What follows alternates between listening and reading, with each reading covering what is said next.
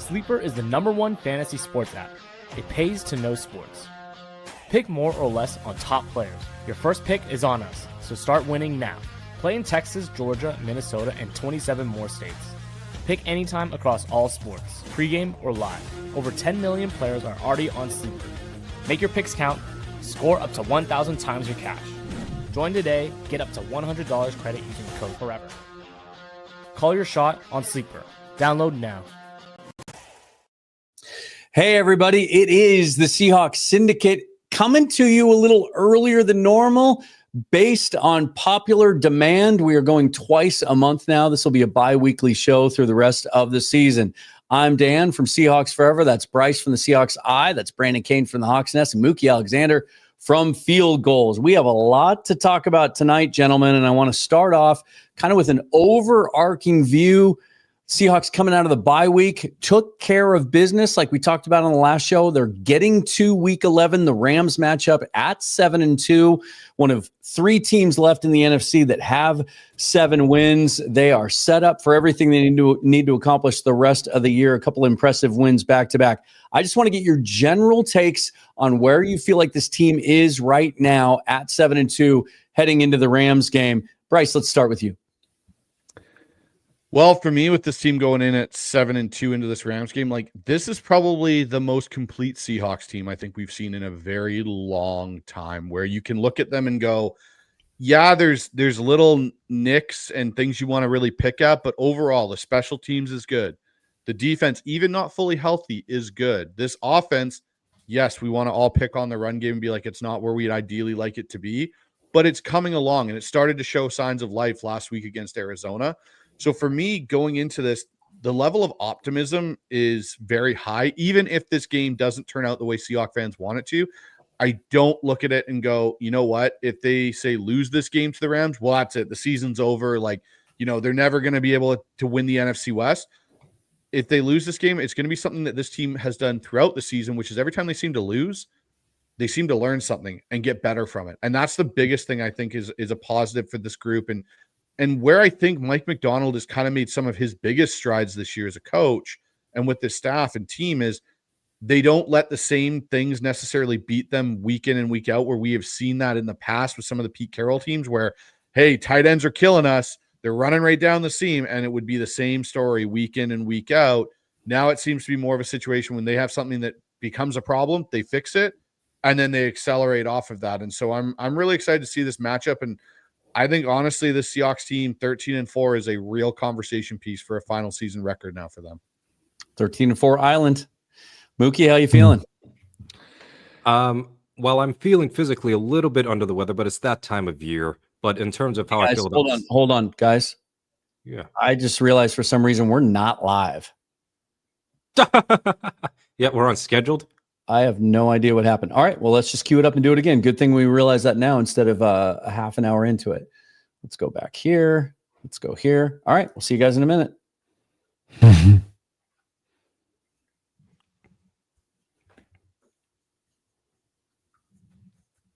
Sleeper is the #1 fantasy sports app. It pays to know sports. Pick more or less on top players. Your first pick is on us, so start winning now. Play in Texas, Georgia, Minnesota, and 27 more states. Pick anytime across all sports, pregame or live. Over 10 million players are already on Sleeper. Make your picks count. Score up to 1,000 times your cash. Join today. Get up to $100 credit using code FOREVER. Call your shot on Sleeper. Download now. Welcome back to the Seahawks Syndicate Week 11 version. And if you wondered, well, I just watched you guys a couple of weeks ago. Well, here we are again because of popular demand, because you demanded it. We're going bi-weekly through the rest of the year. So 2 shows a month. I'm Dan. I'm from Seahawks Forever. That's Bryce Coots from the Seahawks Eye, Mookie Alexander, managing editor of Field Goals, and Brandon Kane from the Hawks Nest, joining you once again. And sorry for being a little bit late. You know what? Sometimes shit happens when you go live and just technical difficulties get in the way. And sometimes it's operator error.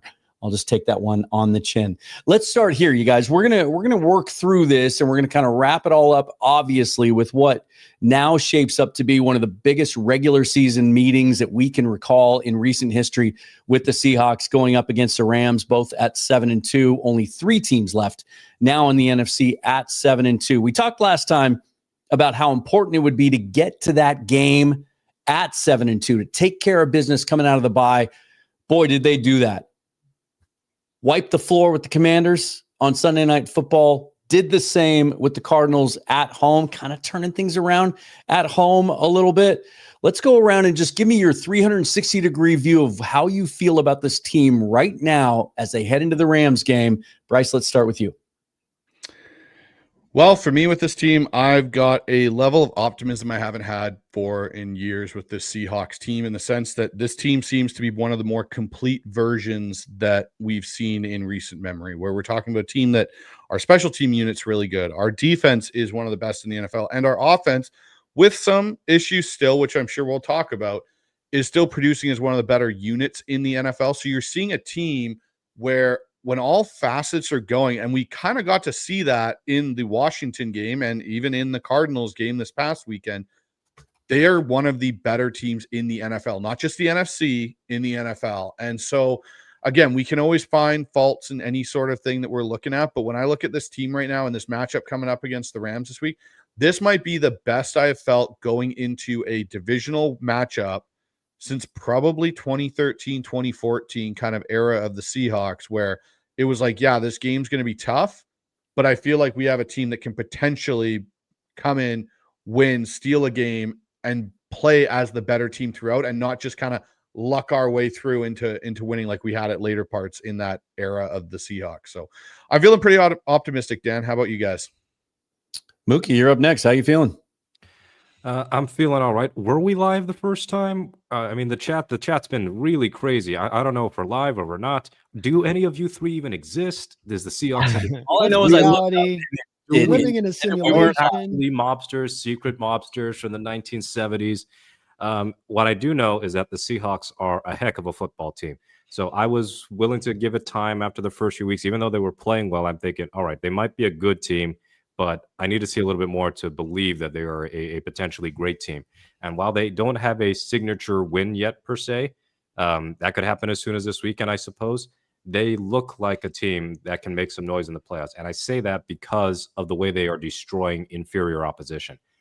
What has been one of the complaints we've had for the Pete Carroll teams over the past few seasons, and even a bit of the McDonald year last year? They've got this inferior team on the schedule, and it's like pulling teeth. They make the games extraordinarily difficult, such that the fourth quarter seemingly is always a case of the game is up in the balance. We've had a 31-7 first half, a 38-7 first half, and what was the Saints one, like 38-6? So that's 3 huge blowouts. The game is over by halftime in 3 games already. Haven't been able to say that for a long time. No. I'd say the 2015 team was probably the last time we saw the Seahawks just absolutely whoop on people. But that was in the second half of the year, more or less, where they beat 38-7 over the Vikings, something like that, and they beat the Ravens 35-6. They beat Cleveland 30-13. They beat Arizona something like 36-6 in the final game of the season. That's when they were really in a groove. That was kind of the last bits of the Legion of Boom. I think one of my favorite stats through these post-bye week games, 0.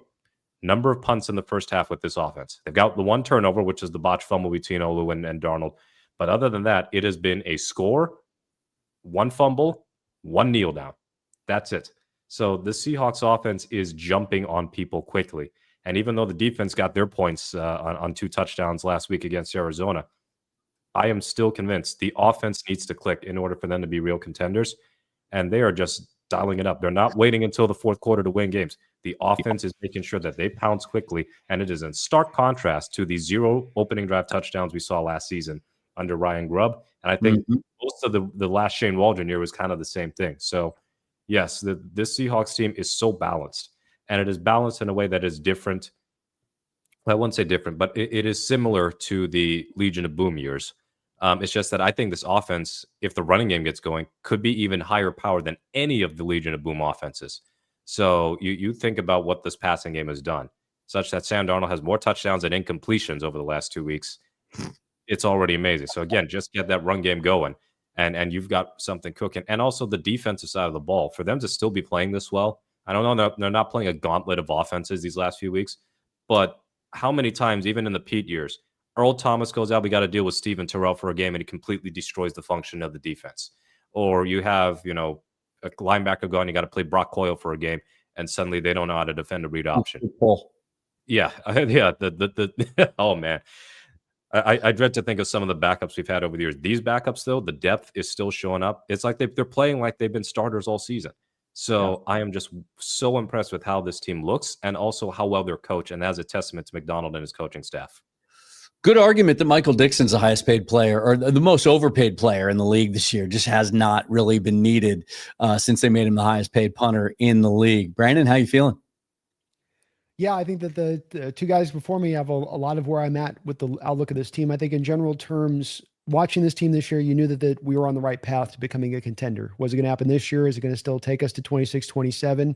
And I think that we're getting closer and closer to believing that this is a team this year that can be that contending team. I think as Mookie talked about with the signature win aspect of it, you have had an easier schedule. That's the reality of it. Now you play the schedule you're given, but you have had an easier schedule this year. We knew coming into it, that'd be the case. You took care of business.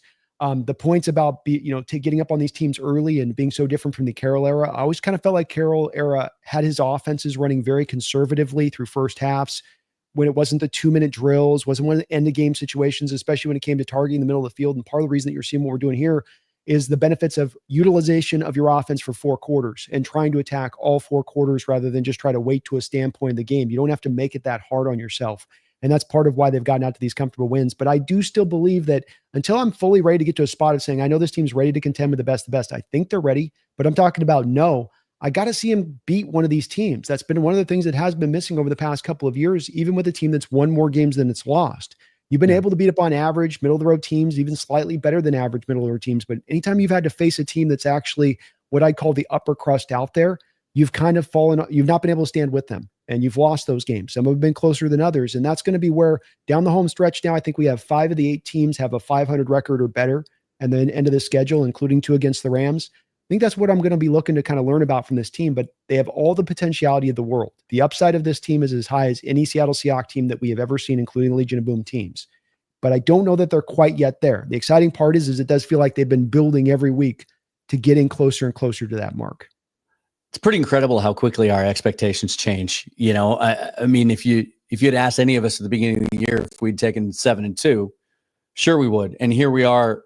And it's a 7-2 that has mostly been dominant for the last month plus, and yet we're going to spend some time tonight nitpicking some things, right? I mean, that's just kind of where the expectations change. This is how things currently look, and we're seeing a lot of this around the league now, right? These power rankings, and we've seen the Seahawks even higher than this. NFL.com has had them number 1 for most of the last couple of weeks. This is from Pro Football Talk.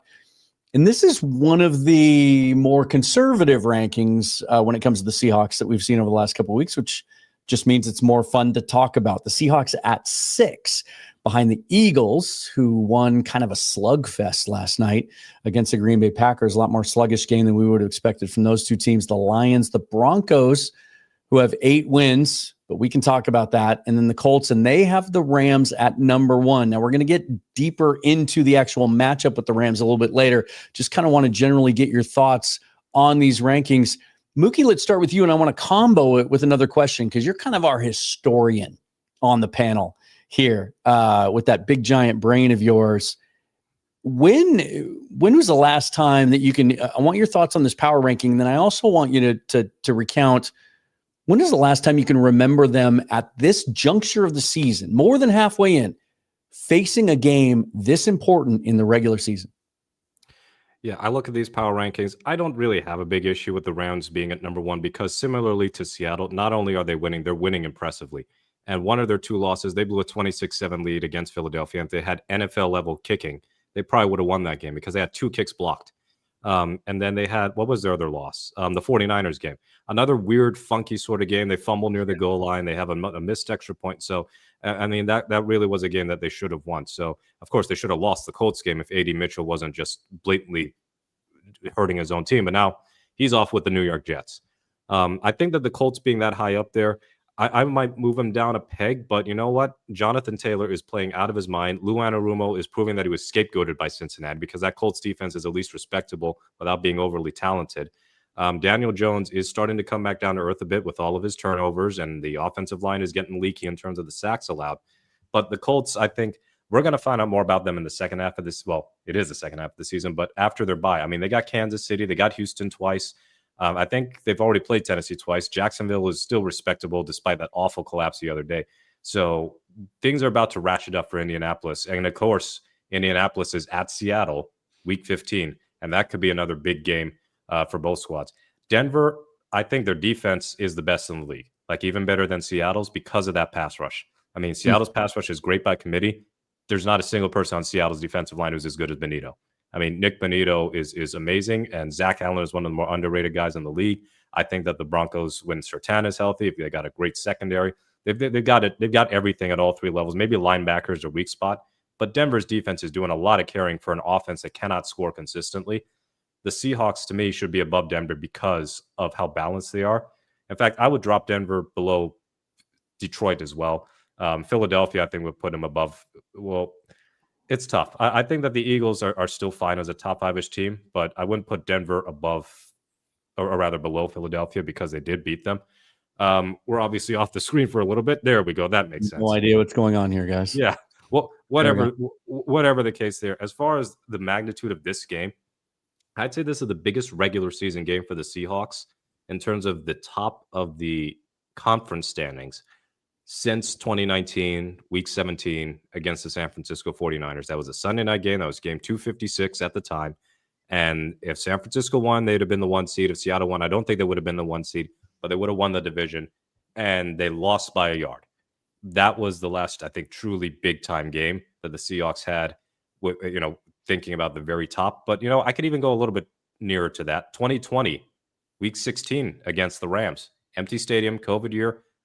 The best performance they have ever put up against the Sean McVay offense. 20-9 win.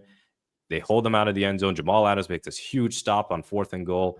I mean, it's one of Adams' best games ever. Russ throws that clinching touchdown pass to Jacob Hollister. Now, unfortunately, we hit a little monkey's paw situation because 2 weeks later, the Rams got their lick back, so to speak. But yeah, to me, this is one of the biggest games, not just regular season-wise. This is one of their biggest games since Super Bowl 49. In terms of what it means to this franchise and whether they can get the fan base to believe. Because if they win this game, they've got the inside track to the number one seed to me. And if they lose this game, it's not the end of the world. But if they win this game, it's like, wow, we've finally conquered the McVay Rams with their starting quarterback, with Matthew Stafford healthy. If they do that, then they've proven to everybody this is a team that can beat and hang with anybody in the league. And I don't know if they'll win this weekend, but I have every reason to believe they can at least hang with them. And that's what makes this team so exciting, is that they're playing at a level where they don't look like they're just going to get run over by the other top teams in the league. If you were to match them up right now with Detroit or Philadelphia, or on the AFC side, Indianapolis, Denver, New England, do you think that the Seahawks would be heavy underdogs or expected to lose in a lopsided fashion against any of them? I do not think so. I think they're capable of beating any team in the league right now. Now, last I checked, they're 2.5-point underdogs this weekend, it looks like, which essentially means a push. Usually they give about 3 points to the home team. Let's do this. Brandon, I want to ask you specifically, let's talk about this defense the last couple of weeks coming out of the bye. A lot of injuries. We've been missing some key players, right? We didn't have Ernest Jones on Sunday. The week before, we were missing some key pieces. Jaron Reed Jaron Reed on injured reserve. Julian Love on injured reserve. Josh Jobe didn't play this last week because of concussion. And yet this defense continues to play at not just a high level, but it feels like they get better and better every week, tighter and tighter every week. Try to sum that up for me, put that into words. Like, what does that say to you about this team's ability to contend? Well, I think that Mike definitely had something shaken free in the Tampa Bay game. I think that kind of broke through from the simplistic nature of some of what you were rolling to how much more complicated you've gotten defensively, how much more willing you are to blitz and run the stack boxes, and let Mike get into where he's in his comfort zone, in my opinion, Dan. And that the more he's gotten in his comfort zone, the better this defense is played. Now, to your point, yeah, you've got reinforcement from a depth standpoint that you haven't had in prior years. We've been struggling just to find the frontline starters. To have a guy like Drake Thomas develop as he's developed, to have Ty Cotta playing like a top, basically 7 safety, free safety in the sport almost, at least by how he's rated, that speaks to you of developing the depth, and it's developing with these guys, not necessarily landing on these guys as picks. You brought Drake in from the Raiders. You brought Ty Cotta in as an undrafted rookie guy, and you've developed these guys through. Part of something we don't talk about with Mike a lot. We get into the schematics, we get into the defense, we get into his mastermind status. We don't often speak about how he develops players. And he seems to be pretty good at that. Look at how fast Nick Imianwari has been able to really rise up and slide in and be able to play really well. So they have gotten better as the years got along. Part of it, I think, has been that Mike has finally kind of remembered himself a little bit and what he does best. And that, if you're gonna go down, don't go down in flames doing what you don't do, which in my opinion is what they did in that Tampa Bay game. Go down in flames by doing what you do. But if you do what you do, Mike's defense, I think that's where you see the dominance start to rise out of this defense. And that's why they've been able to maintain this. You've gotten a little bit healthier. That has helped out too as well. And guys that you have lost, you've had the replacement for Julian. Jaron Reed's lost. You've got a little bit of depth on the defensive line and defensive tackle to deal with that. And he was a rotational guy at that point. But you've developed the guys well. You've got Mike running his defense fully tilted. And young guys are rising up. We're getting, difference makers here and there starting to pop a little bit. Say nothing if I think we might see with a guy like Devin Witherspoon finding his home on the outside corner position the past couple of weeks. He's been very good over there, and I thought that that's where he'd be at his best. It's a lot of variety of things coming together here, from young players developing to backups finding a role now to filling in and not missing a beat, to Mike going full on, unadulterated Mike McDonald defense. I put the combination of all that together, and that's why it continually looks like it's improving week by week. We hear the word complementary. We've heard the word alignment a lot in the last 6 to 8 months. I remember the first time I got a chance to speak with John Schneider after he hired Mike McDonald. The thing that he raved about the most, and his eyes just lit up when he was talking about it, is he kept using the word teacher and talking about teaching the teachers and watching the teachers and observing the teachers. And it's, of course, we give all the credit to Mike McDonald, but it's that staff. You have to give credit across the board to that, because that really was one of the things that, and I try not to spend too much time kind of shoveling dirt on the ex-coach, because, I think we all agree that the last couple of years didn't look good while he was here. But I think one of my biggest pet peeves is we didn't see players get better. We didn't see those players develop. We didn't see those mid-round, late-round picks that we all liked on draft day. We liked the upside. We didn't see them become what we thought they could become. We didn't see those traits that we loved through the draft process translate to the NFL. Now we're seeing that. And as you point out, Brandon, like from every different aspect, we have first round picks, we have high priced free agents, we have trade targets, we have UDFAs over there, and they're all stepping up and playing well. Meanwhile, on the offensive side of the ball, which was where all the biggest question marks were this offseason, and the reason that a lot of analysts were slow and resistant to accept the Seahawks and embrace them and pick them as a true contender, because there were so many changes over there, they're playing lights out. And Bryce, that's why I want to go to you next. You're the offensive guy, and we'll start there. We're going to spend some time talking about that side of the ball. I still have, and I think there's probably a lot of people that are watching tonight, a lot of people in the fan base still have a little bit of PTSD, because even the offensive side of the ball, well, both sides of the ball, it's been a roller coaster the last 10 years. There have been great years, and then there have been really rocky years. And for the most part, though, it's just they've never given us what we thought they could and what we wanted them to. Didn't get off to early starts, weren't consistent enough in both aspects, running and throwing the football. Offensive line play obviously was an issue. Of course, we'll talk about that throughout. But what's the thing that, we're 9 games into this now, and there's still a little part of me when I sit down with the remote control to start each game, I'm like, okay, is this the game that it kind of all comes crashing back to earth? That's starting to subside. Like, this is a legitimate offense that feels like they can go out every single week, no matter who they're facing, and find a way to beat you. What's the most impressive thing with your coaching background, offensive coordinator, quarterback coach? What's the most impressive thing, and the thing that tells you after 9 games that we can trust this offense? There's a couple things, and I'll kind of go back to when you look first off at what they did this offseason, who they hired, who they brought in. This is the first time since really Brian Schottenheimer and Mike Solari, we had a veteran offensive coaching staff, because Shane Waldron, first time OC when he came into Seattle, Ryan Grubb, first-time OC, and some of the guys they brought in and put in spots hadn't necessarily done those roles before. But when you look at what Kubiak, John Benton, the guys that they even kept over from Ryan Grubb's staff and Palomalu and Jake Peets, they've really cultivated a very experienced NFL playing or NFL coaching staff that understands the way they want to play football on offense.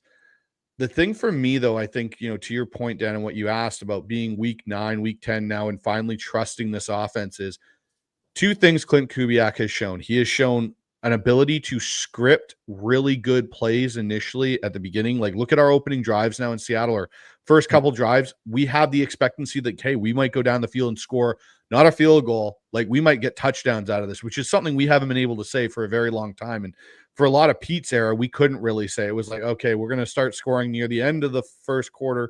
Maybe the second quarter, we'll start getting some touchdowns out of it. The other thing, though, that I think Clint Kubiak has done very well is he doesn't abandon things.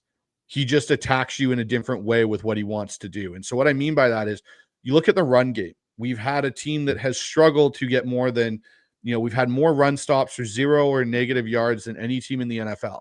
Has that deterred him from running the ball? No. He's starting to find different ways to do it. He's got a counterpunch to your initial, you know, scheme that you're bringing out. And the thing now with Rashid Shaheed being here is you saw a little bit that with the Cardinals game. Hey, we're going to run a direct toss to Shaheed as him as a running back. We're going to run a jet. We're going to do some of these different things now because, yeah, you guys are going to maybe lighten your box. You might do this.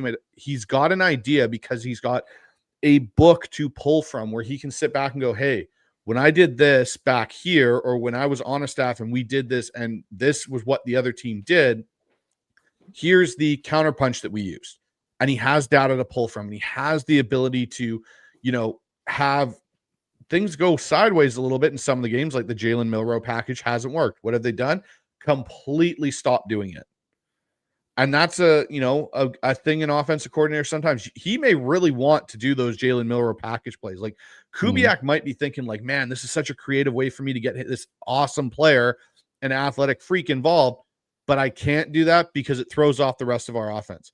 You look at what he's done with Sam Darnold and how he's elevated Sam. Like, we all sat here, and I think a lot of the national media and a lot of people went, there's no way Sam's going to replicate Minnesota.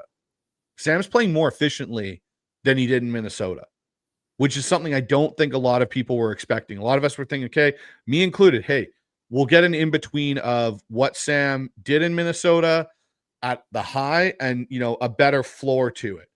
Sam's playing at a very high rate, and the way that they've been able to create that marriage between what Kubiak likes to do, what Sam's good at, how to get this offensive line and this run game all kind of cohesively working, you're starting to see it take shape. And again, we all kind of sat here and said, hey, the bye week for last year's defense was kind of the turning point for that unit to start really developing into what Mike McDonald wanted to be, jettisoned some players, added a couple, added Ernest Jones to that group.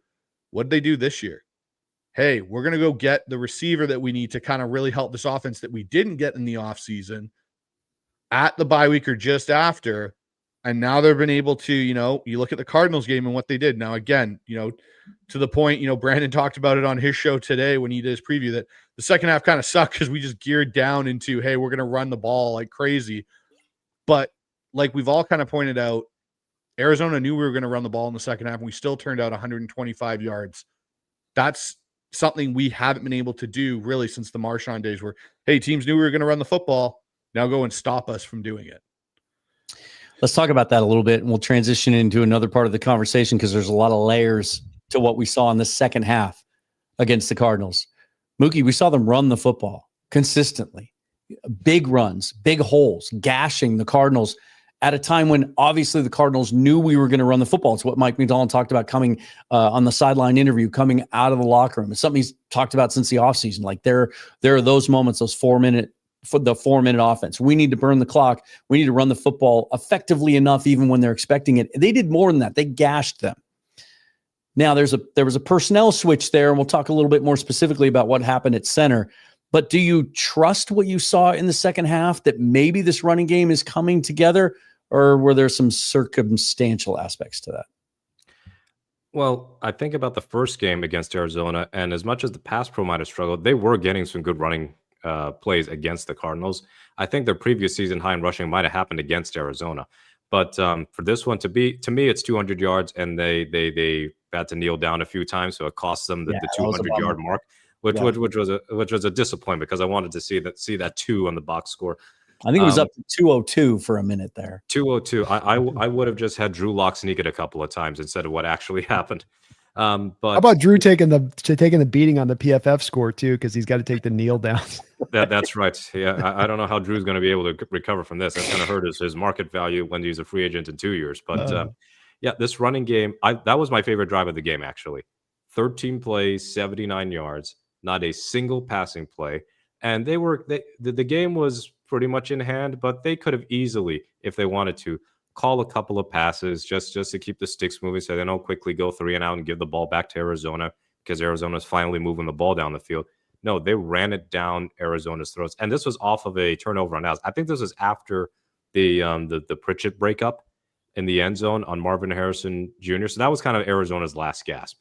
And they follow up with these amazing punishing run plays.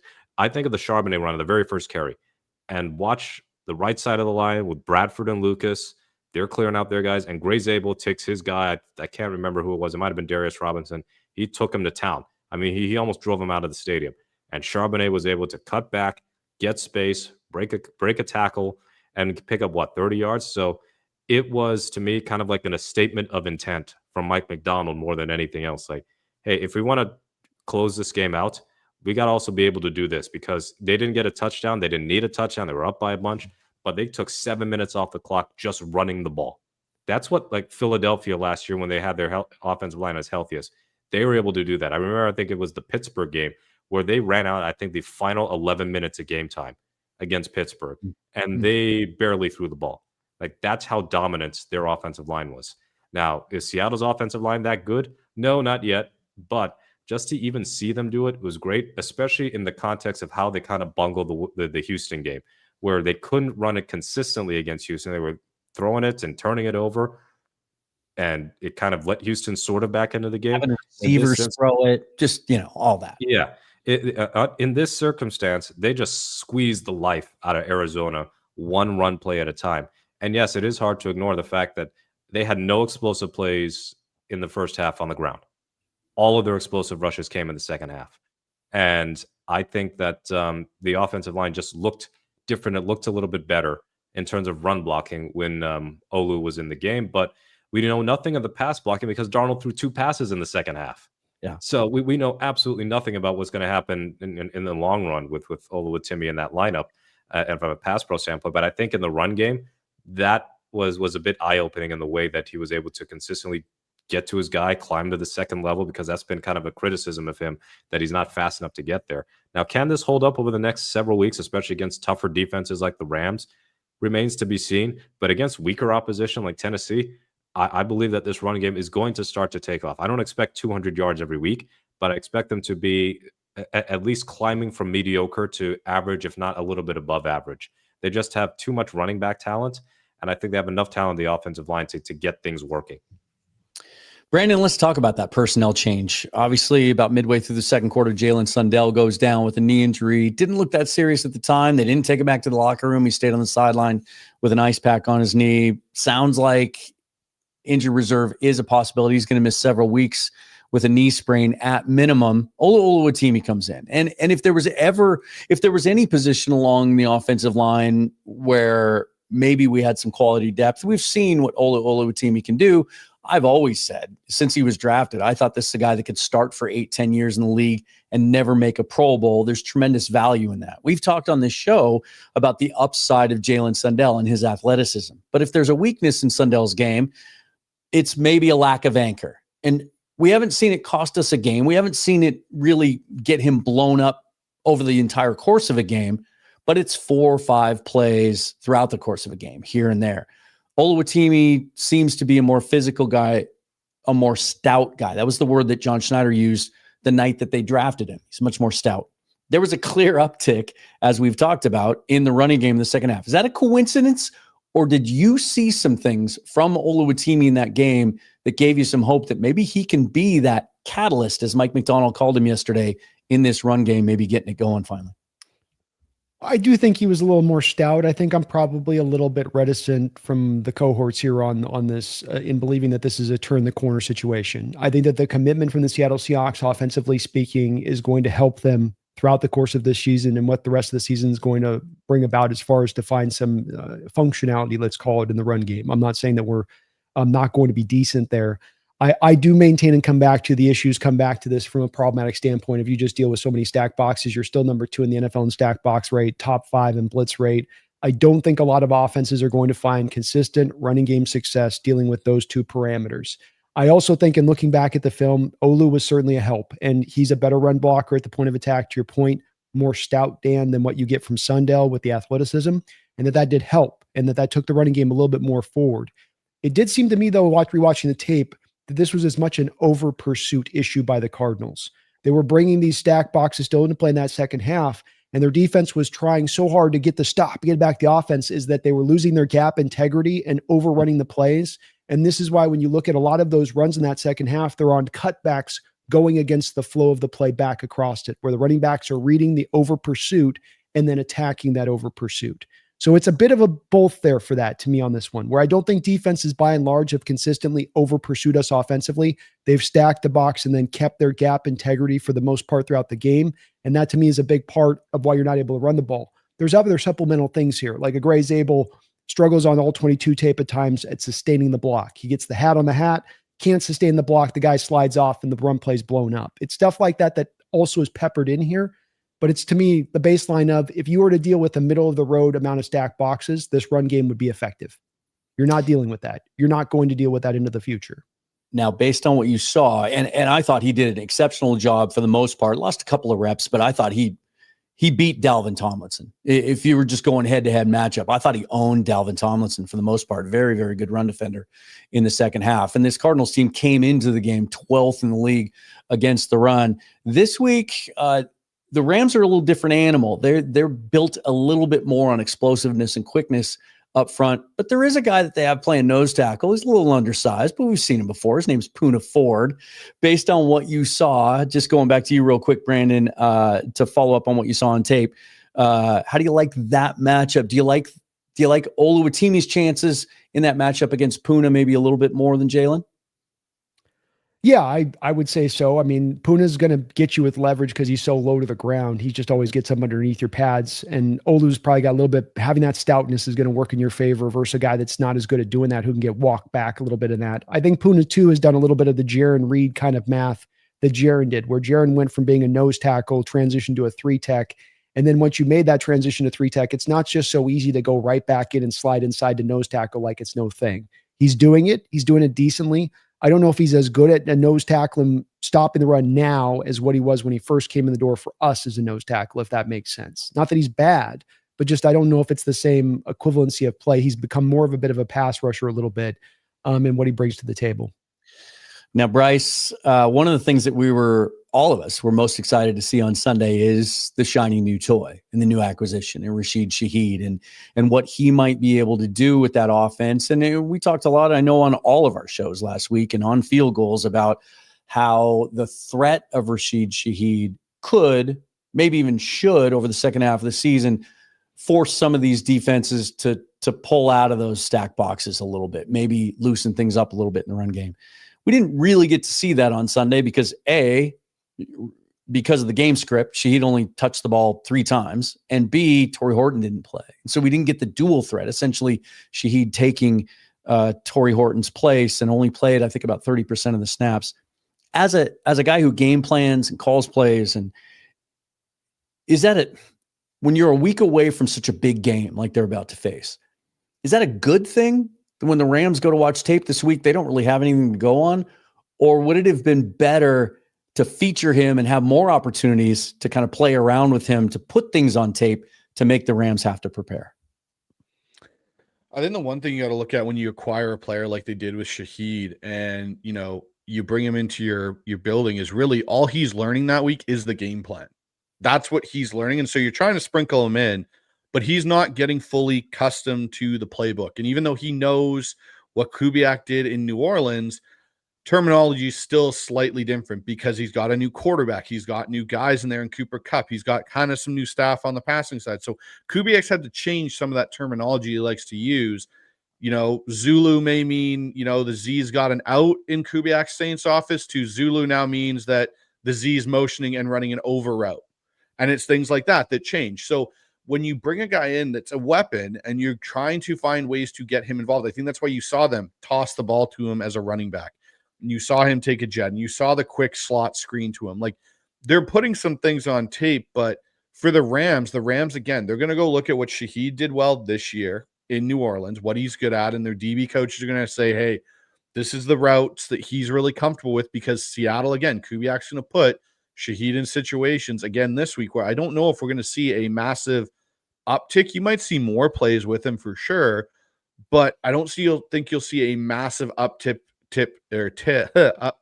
in snaps. Thank you. For him, because of the simple fact that he doesn't know the full playbook, and he's not going to know it in 2 weeks either. Like, even though he's an NFL player, there's a lot of kind of reprogramming you have to do as a player to figure out what everything means and everything does. And he's got to build trust with Sam. And I think you'll see some, you know, maybe 15, 20 snaps for Shaheed on offense. But again, it may come in similar ways that we saw it, where how do we get the ball easily into his hands for him to make an impact, rather than, hey, how do we get him involved in those deep shots down the field in our deep passing concepts? Because part of it, when you look at what Seattle's done and what JSN has done so well, and even what Cooper Kupp did well in this Cardinals game, is understanding in their concept where to sit down in zones. And Shaheed still probably doesn't have that familiarity yet, because you look at Cooper Kupp's big catch was he knew exactly where he was and what they were playing. He kind of just drifted out and sat on the sidelines until Sam found him. That may be not something that Shaheed's completely comfortable with, and Sam's not comfortable with, you know, with him yet. So again, I think that kind of plays into this. I think you'll see an uptick in snaps for Shaheed. I just don't know if they're going to be these dazzling plays that we want to see.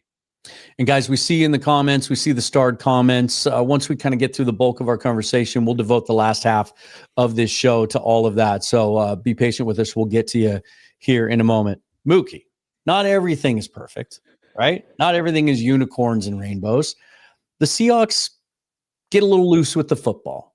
And they tend to get a little loose with the football when things are going well for them in games and when they have big leads. It happened against Houston, certainly happened on Sunday against the Cardinals. Is that a concern going into a big game this week, or do you think that was kind of dictated by game script and maybe letting your foot off the gas a little bit? I think the ball security issues have been a real problem under McDonald for the entirety of his brief coaching career.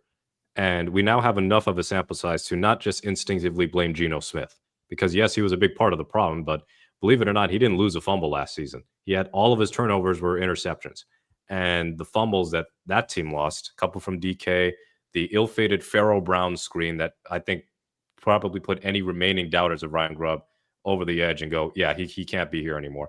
And then, of course, the Laviska Shenault, D. Williams double trouble experience and all the turnovers and special teams there. So now Geno's gone. I think everybody who had a turnover last season is no longer on the roster.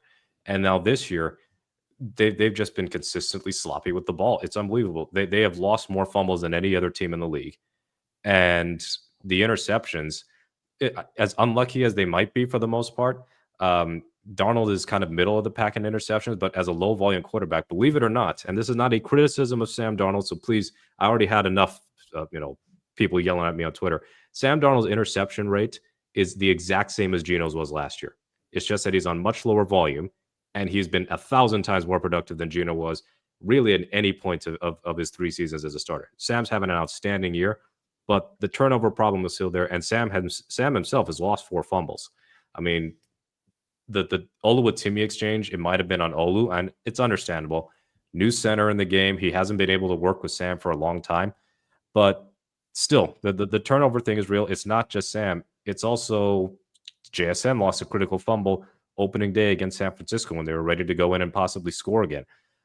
You had Elijah Arroyo lose a fumble. Rashid Shaheed lost a fumble right after the bad exchange, I think, between Olu and Sam. And luckily, Brady Russell was Johnny on the spot to recover it and gain a couple more yards. But the ball security from this team has been unacceptable. And oddly enough, other than George Holani fumbling one deep into garbage time against New Orleans, Charbonnet and Walker are amazing in terms of not fumbling. Walker has fumbled, I think, one time. I think Charbonnet has never fumbled. So they're not the issue. But they can't be loosey-goosey with the football like this every week. And what is weird, they're way worse with this at home. On the road, they're actually taking care of the ball pretty well. Other than the Pittsburgh game, I think is the only time they've turned it over more than once away from Lumen Field. But at Lumen Field, they've turned it over 7 times in 2 weeks in games that they were comfortably leading. I think all of their turnovers were with double-digit leads. So I believe that has to get corrected. Yes, there is unluckiness. There's some random variance when it comes to fumble recoveries, but you can't put it on the ground every week like the Seahawks do and expect to get away with it against the better teams, or else you will get punished. Yeah. Arizona got 15 of their 22 points because of a weird interception that hit off of A.J. Barner's helmet and skied into the arms of Denzel Burke. And then there was the botched exchange inside their own 5. That's the other thing. Inside their own 20. So like last year, the problem is Geno had way too many red zone interceptions. The issue, so to speak, this year, they're having too many turnovers inside their own red zone, including a lost fumble in the end zone for a touchdown. Inside their own 3 in particular. Inside their own 3. Yeah. So, yes, so that really needs to be corrected because, I mean, Kansas City won a Super Bowl pretty recently 2 seasons ago with a negative turnover differential. But that's a rarity. That's not the norm. There are only a handful of teams in the history of the NFL that have ever won a title with a negative turnover differential. And at this moment, even though the Seahawks got a couple of turnovers last game, turned them into touchdowns, their turnover differential is -4. They're one of the most turnover-prone teams in the league. So they have to correct that because not every game is going to be, oh, we're up 20-something, so it's no big deal if you turn the ball over. A game like this one against the Rams, turnover could be the difference between a win and a loss. So I know that McDonald has to have some sort of Pete in him. It's all about the ball and has to be stressing ball security to everybody because this can't keep happening. So that's like the one blemish out of this game. I didn't ever think they were going to let Arizona back in it, even with the turnovers. But the one blemish out of that game is that the turnover problems are persisting and they just have to clean that up. I mean, it's not all luck. Some of it is just sloppiness. Bryce, I want to go to you real quick with your OC eye on this because that interception that Darnold threw from his own end zone, it just looked almost deja vu-ish to the end of the Tampa Bay game and the Levante David interception there. Almost as deja vu-ish as Tyrese Knight knocking the ball out and DeMarcus Lawrence running it in for a touchdown. Other than the obvious of maybe getting Sam out on the move, both of those plays came from under center. And goodness, watching the game back again yesterday, if Barner holds his block there a little bit more on Baron Browning, just gives Sam an extra split second, like JSN was wide open at the 25. That was an easy pitch and catch. What else could they do in that exact situation when it comes up again? Would it be better if you want to throw the football from there? I'm fine with that. Would it be better to maybe go shotgun from there? How would you approach that? There's a couple things playing into that. One, it's a tendency look too, right? So as a defensive coordinator, I have to look at, hey, what's the tendency of this team to call pass play wise? And so I may be telling my defensive line in certain situations, we know that they like under center, they like a quick drop, and they like Sam getting the ball out. And that ball comes out on a certain level of trajectory on those throws. We call it, in quarterbacking, a 2 or 1 ball, and that's a 2 ball. But the thing is, when you release that ball, you have to make sure it's clearing that front line. Well, if I'm a D lineman and I know I'm not getting to the quarterback, part of that is get my hands up or even get up instead of, pushing forward, stand up because it brings the blocker up. In that case, Barner's got to do a bit of a better job, and Sam might have to get deeper in his drop. That's the other part of this that, when you look at it is how deep was Sam's drop? Maybe on that play, when they watch film with Janoko goes, hey, Sam, that's a 5-step in a hitch, not a 3 in a hitch. I get you want to, and we talked about Sam getting this ball out so quick. It's great when it's a first read throw and he's able to have a clean window to make that throw. When it gets murky or mucky in there, you need to get depth. Depth helps you because it gets you away from that and you're able to throw that ball with a little bit more trajectory and level to it. And so to the point of shotgun, yeah, it can help. But the problem is when you're shotgunning in that area too is, and we've seen this before in the Texans game, your quarterback has no back out escape point. He can't get out of the back of the pocket because the end zone's there. So now you've hemorrhaged him in. And that's the problem where I don't like setting ourselves up to have to pass from those situations because you don't have a backdoor out. You can't roll your quarterback out You can't do a lot of things with that pocket because of the fact you have the back end zone acting as a 12th defender. So in that situation, you basically are kind of hoping that Sam can get a clean pocket and get that ball out on time. If there's any sort of hitch, if there's any sort of, quick wanting to get it out, and that D-line knows or not, they're just going to create muck in front of him, and you get these deflections. Similar to what we had in that Texans game where he took the sack strip fumble in the end zone. That goes back to play calling. That goes back to a defense understanding what your tendency is in those situations. And again, this is something where Clint Kubiak has to look at the film and go, okay, I have to set us up better in our own, because like Mookie's point about the amount of turnovers we're having on our own end of basically our red zone, or as I call it, the black zone when I talk to my guys about it, because it's an area you don't really like to be in. You have to scheme to get out of there and flip field position. That's the goal there in that set. It's not to go and score. It's not to get big, massive, explosive plays. It's to sustain a drive to get out to about your 30 or 35 and safely be able to flip the field position. Not put yourself in situations where you're behind the chains and now you have to take a shot play to try and make up that space. And sometimes the other team just makes a play because sometimes that's football, brother. Right? I was going to ask you, Dan, and you guys on this, to your point, Dan. I think that these are kind of fluky, in my opinion, in some of these turnovers, because it's not one guy you go back to fumbling. Like the Rams got an issue with Kyron Williams and fumbling. There's an issue with him at times where he's going to fumble. We don't have that going on where it's different guys kind of all across the board. You have Sam going off a couple of guys' helmets. Why is that happening? Well, don't you guys think a little bit of part of this is too, as well, of the nature of the beast of the offense you're building? Last year, you had an offense with, for instance, with Geno Smith that was heavily predicated upon taking deep shots, 7-step drops, throwing it deep down the field. This offense is predicated upon the short passing attack. That's going to mean that you're going to throw fast. And then if those defensive linemen are smart enough to get their hands up or get in the passing lanes, you're going to get more tip balls in this offense versus a grub offense. More tip balls, more potential for interceptions, which is what we've seen. I come back to saying that's fluky / the price of doing business to run a West Coast offense, which is predicated upon the short passing attack. Do you guys see it that same way on this, or are you more of it's a bit of both? I do, and sometimes I have to check myself and ask myself if I'm just trying to rationalize this, right? To make myself feel better about it. But these plays that we're talking about, with the exception of the Tampa Bay one, where the game was very much in the balance, they had a chance to go down and score on that last drive. So that one was huge. But most of these plays we're talking about, we've got big leads and we've got games in hand. And you have to wonder if sometimes, no matter how much you can tell guys on the sideline, you can say, hey, keep your foot on the gas, stay, don't lose the intensity. Like, let's not let up until the whistle blows.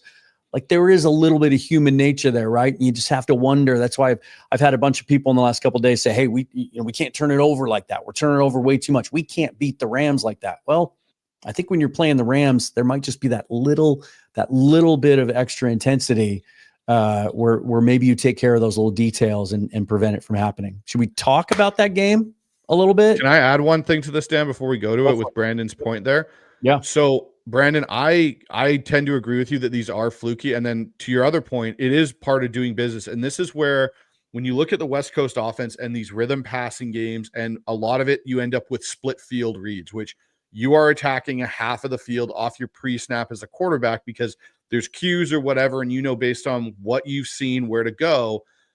When you start playing these more athletic D tackles, which we are seeing now in the NFL, they create more problems than the old school West Coast offenses had to necessarily deal with when they had the big Ted Washingtons in there and Hendersons on Green Bay, where these guys are pushing the pocket more. And now you take that 3-step rhythm and that guy's in your face. And so it's a bit of a fluke of it going off a helmet. Like, I don't know how many times I've ever seen that happen to a quarterback that many times in a season early on. But at the same point, I do agree. It's part of the price you pay doing business, living under center. Almost half of your offense is exclusively under center. Half of your passing offense is there. And when the other part of this is, how comfortable is your offensive line in certain areas? Where are they more comfortable when you're under center booting and moving that pocket, or are they more comfortable under center with the drop back game? And I think we've seen, if you go back and look at Sam, this is something I've been trying to dive into.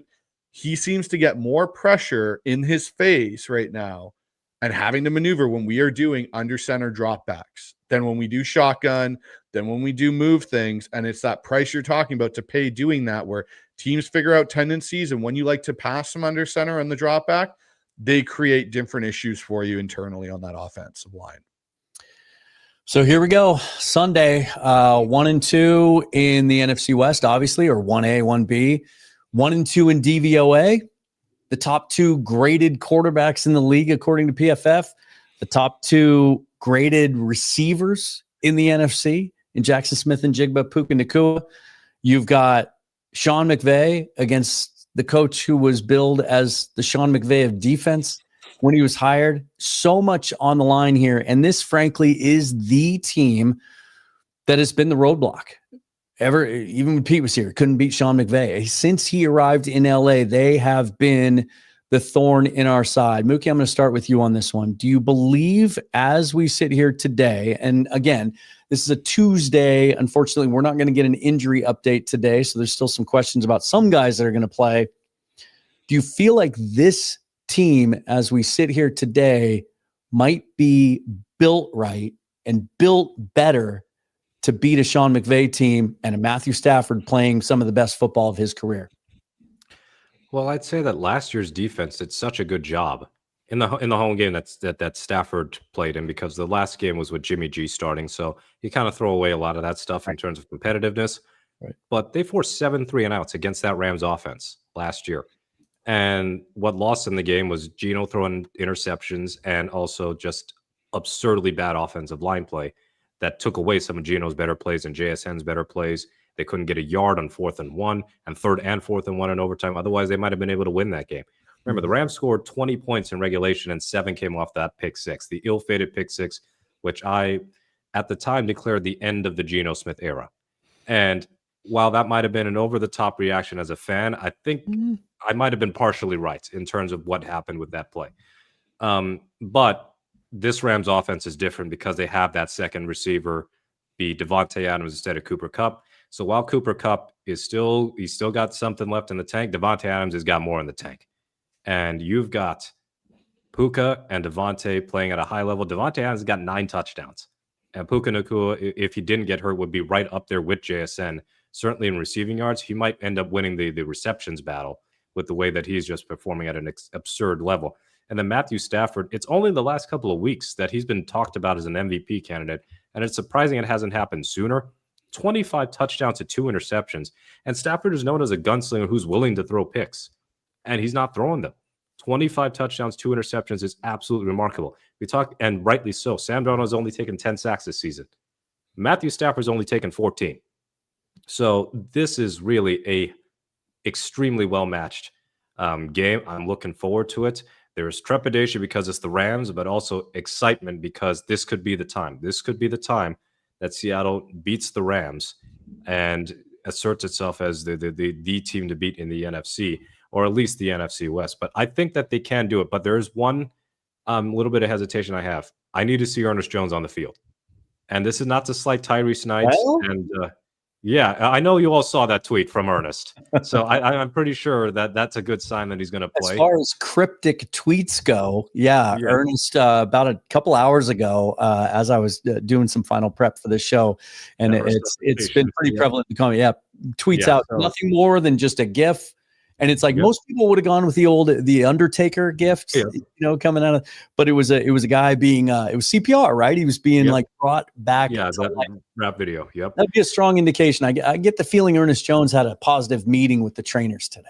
Yeah, so I think if Ernest plays, that's a game changer because this is nothing against Tyree Snipes, whom incidentally, I'm glad that his heart situation is seemingly resolved, as he said, and that his knee is better. So he looked those first couple of weeks, I think, justified him getting benched.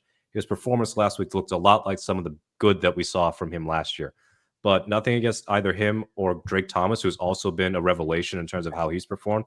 Yeah. Those two could easily get picked on a lot by McVay. Because what do McVay and Shanahan do better than pretty much everyone? If they see a weakness at the second level with the linebackers, they're going to pick on them relentlessly. And the Rams run heavy tight end sets. I mean, they've got Davis Allen, Tyler Higbee, our old friend Colby Parkinson. Mm-hmm. So this is going to be a real test also of the play action defense of Seattle because they were awful at it last year. They're much better at it this year. But there's still some issues where Knight and Thomas have been picked on in pass coverage and in ways that I don't think Ernest Jones would get fooled. So We know we're not going to get Julian Love or Jaron Reed back anytime soon, but having Ernest Jones back is kind of like getting that unofficial quarterback of the defense back. And that would give me more confidence that they can pull off this victory, because really, I think that the offense can actually do well against this Rams defense, as great as they are, and especially as fearsome as they are on the defensive line. But I think I would favor Seattle's receiving game over the Rams secondary.